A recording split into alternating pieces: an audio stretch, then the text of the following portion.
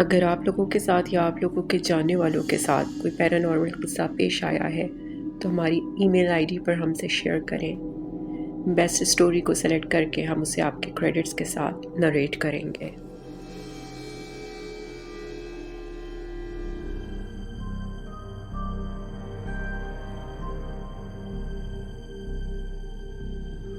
آتش دان میں خود بخود آگ بھڑک اٹھی اور سلگتے شعلوں کے درمیان ایک دھندلی سی شبیہ نظر آئی۔ ذرا غور کرنے پر اندازہ ہوا کہ آتش دان میں 2-3 سال کا معصوم بچہ یا بچی پڑی چیخ رہی ہے۔ وہ سایہ اس کی طرف ہاتھ بڑھانے کی کوشش کر رہا تھا، لیکن دونوں کے درمیان بھڑکتی ہوئی آگ کی خلیج حائل تھی۔ دیکھتے ہی دیکھتے آن کی آن میں بچہ یا بچی جل کر خاک ہو گئی۔ اف خدایا، کیسا ہولناک منظر تھا! میں بھی آخر ماں تھی، میری ممتا بیدار ہو گئی۔ میں نے منہ دوسری طرف کر لیا کہ اچانک اس سائے کی سسکیاں ابھرنے لگیں اور اس نے دھیمے لہجے میں رونا شروع کر دیا، لیکن اب اس کی آواز میں درد کے ساتھ ساتھ غصہ بھی شامل تھا۔ میرا دل بہت زور زور سے دھڑکنے لگا۔ یوں محسوس ہوا جیسے وہ سایہ میری طرف خوخوار انداز میں بڑھ رہا ہے۔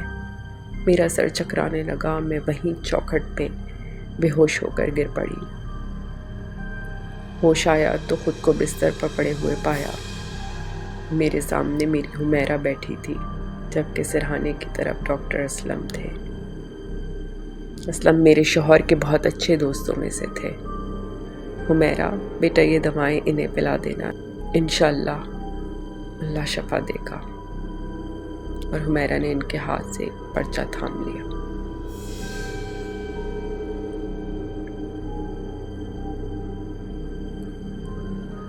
ڈاکٹر کے جانے کے بعد حمیرہ واپس آئی تو مجھ سے پوچھا، امی کیا ہوا تھا آپ کو؟ میں محسوس کر رہی ہوں کہ کچھ دنوں سے آپ کی طبیعت ٹھیک نہیں چل رہی۔ چلیں نانو کے گھر چلتے ہیں، اس نے اپنی باہیں میرے گلے میں ڈالتے ہوئے کہا۔ نہیں حمیرہ، میں ٹھیک ہوں میری جان، تمہارے امتحان ہو جائیں تو نانی کے گھر چلیں گے، میں نے اسے پیار کرتے ہوئے کہا۔ اچھا یہ بتائیں رات کو کیا ہوا تھا؟ اس نے مجھے بغور دیکھتے ہوئے پوچھا۔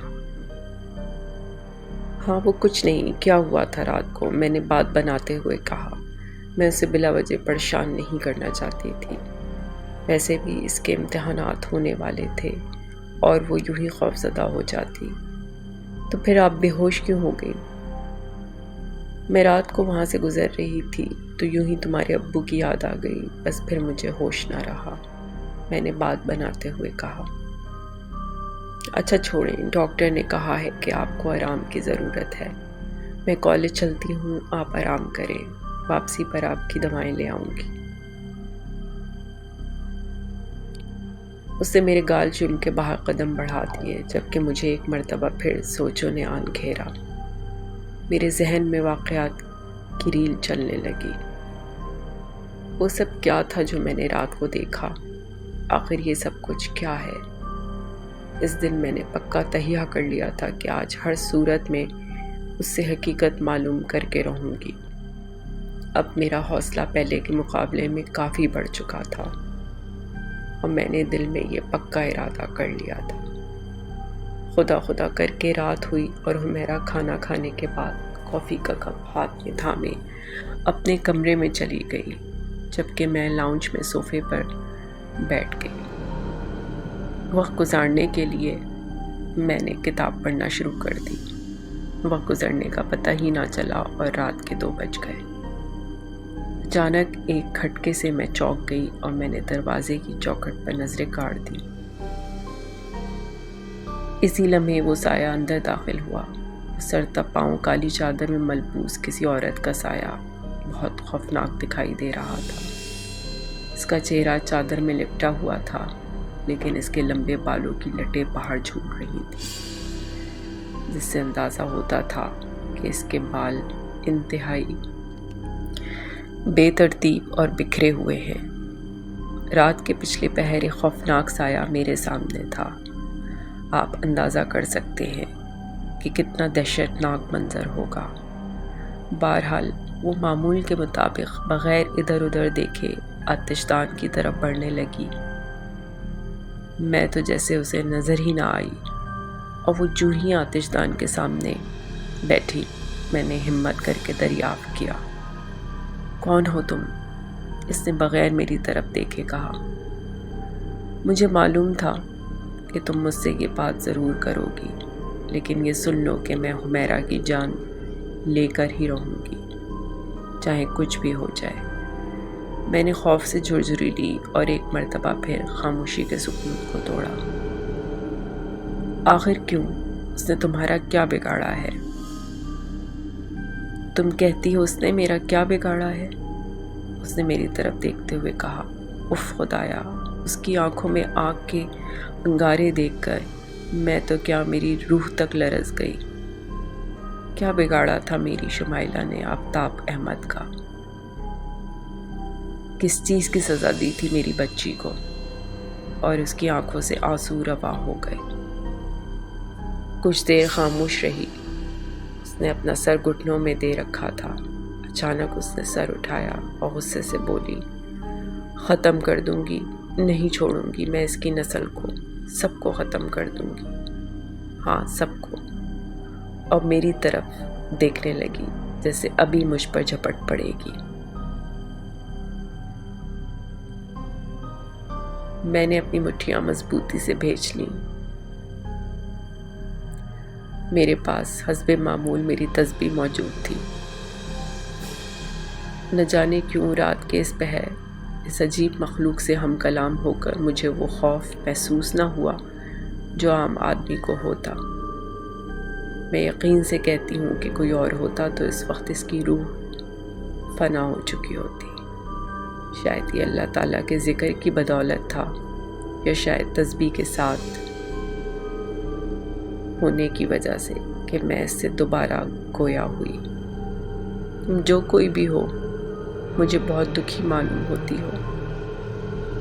بولو، تمہارے ساتھ کیا ہوا تھا؟ کیا داستان ہے تمہاری؟ کس آگ میں جل رہی ہو تم؟ بتاؤ، آج مجھے سب کچھ بتا ڈالو۔ نہ جانے مجھ میں اتنی ہمت کہاں سے آ گئی، مجھے اپنے کانوں پر یقین نہ آیا۔ یہ سب میں نے ہی کہا ہے۔ میرا نام فرحانہ ہے، اس نے اپنی داستان شروع کی، جیسے وہ بھی کسی کو اپنی داستان سنانے کے لیے ترس رہی تھی۔ میں اسی گاؤں کے ایک غریب مزدور کے گھر میں پیدا ہوئی۔ میں اپنے والدین کی اکلوتی اور لاڈلی بیٹی تھی۔ میری منگنی بچپن ہی سے میرے ماموزات عرفان سے طے ہو چکی تھی۔ ایک دن میں کھیتوں سے کام کر کے اپنے گھر واپس آ رہی تھی کہ گاؤں کے ذمہ دار کے بیٹے آفتاب نے میرا راستہ روک لیا۔ آفتاب ہمیشہ سے مجھ پر بری نظر رکھتا تھا، مجھ پر کیا گاؤں کی ساری لڑکیوں پر۔ مجھے تو اس کے نام ہی سے نفرت تھی۔ کہاں جا رہی ہو؟ اس نے ایک گھٹیا مسکراہٹ کے ساتھ پوچھا۔ تم سے مطلب؟ میں نے غصے سے جواب دیا۔ مطلب کیا، بس اتنا کہنا تھا کہ ہم غریبوں کو بھی کبھی وقت دے دیا کرو۔ اور اس کے ساتھ ہی اس نے میرا ہاتھ پکڑ لیا۔ میں غصے سے تلملا اٹھی اور دوسرے ہاتھ سے گھڑا چھوٹ گیا اور میرا ہاتھ اس کے گالوں پر اپنی انگلیوں کے نشان چھوڑ گیا۔ وہ حیرت سے ساکن ہو گیا، جیسے اسے یقین نہ آ رہا ہو کہ گاؤں کی ایک معمولی سی لڑکی نے زمیندار کے بیٹے کو تھپڑ مار دیا تھا۔ اگر آئندہ میرا راستہ روکا تو اس سے بھی بری طرح پیش آؤں گی، سمجھے؟ میں نے اس کے پاس سے گزرتے ہوئے کہا اور گھر آ گئی۔ وہ شاید میری زندگی کی سب سے بڑی غلطی تھی۔ آفتاب احمد اس دن کے بعد چپ سا ہو گیا۔ اس نے کسی کو کچھ نہ بتایا۔ میں یہ سوچ کر مطمئن ہو گئی کہ چلو آفتاب سدھر گیا ہے، لیکن وہ تو اتنے عرصے سے آتش فشاں کی طرح اپنے اندر لاوا جمع کر رہا تھا۔ بہرحال میری اور عرفان کی شادی بڑی دھوم دھام سے ہو گئی۔ زمیندار نے بھی شرکت کی اور سب سے حیرانگی کی بات یہ تھی کہ آفتاب بھی شریک ہوا۔ زمیندار نے ہماری شادی کا تحفہ ہمیں اس حویلی کے ایک سرونٹ کوارٹر کی صورت میں دیا۔ ہم غریب لوگ زمیندار کی حویلی کے سرونٹ کوارٹر کے بھی صرف خواب ہی دیکھ سکتے تھے۔ زمیندار نے یہ اعلان کر کے ہم سب کو حیران کر ڈالا۔ ہم بہت خوش ہوئے اور دوسرے ہی دن اپنا سامان کوارٹر میں شفٹ کر کے یہاں آ گئے۔ یہاں ہمارا ہر طرح سے خیال رکھا جانے لگا۔ زمیندار کے بندے تقریباً ہر روز آ کر خیر خیریت پوچھ لیا کرتے تھے۔ آہستہ آہستہ میں نے بھی آفتاب احمد والا واقعہ بھلا دیا۔ صبح عرفان زمینوں پر کام کرنے چلے جاتے اور شام دیر سے لوٹتے تھے، لیکن میں پھر بھی مطمئن تھی کیونکہ یہاں مجھے ہر طرح کا سکون و آرام میسر تھا۔ وقت اسی طرح گزرتا گیا۔ اچانک مجھے یوں محسوس ہونے لگا جیسے آفتاب مجھے باقاعدگی سے نوٹ کرتا ہے۔ میں اکثر کھڑکی کھول کر صفائی کرتی تو مجھے کئی مرتبہ ایسا محسوس ہوتا جیسے وہ مجھے دیکھ رہا ہے۔ ایک مرتبہ جو ہی میں نے کھڑکی کھولی سامنے آفتاب کھڑا تھا۔ میں ذرا پیچھے ہٹی اور مکمل اطمینان سے پوچھا، کیا بات ہے؟ اس نے جواب دیا، فرحانہ، میں تم سے بدلہ ضرور لوں گا، تمہیں شاید وہ تھپڑ یاد نہیں، دیکھتی جاؤ میں تمہیں برباد کر دوں گا، اس نے میری آنکھوں میں آنکھیں ڈالتے ہوئے کہا۔ میں کانپ کر رہ گئی، میرے ذہن میں آندھیاں سی چلنے لگی۔ میں نے فوراً کھڑکی بند کر لی۔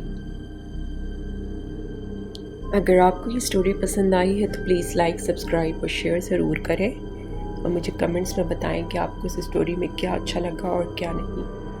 آپ کی سپورٹ کا بہت بہت شکریہ۔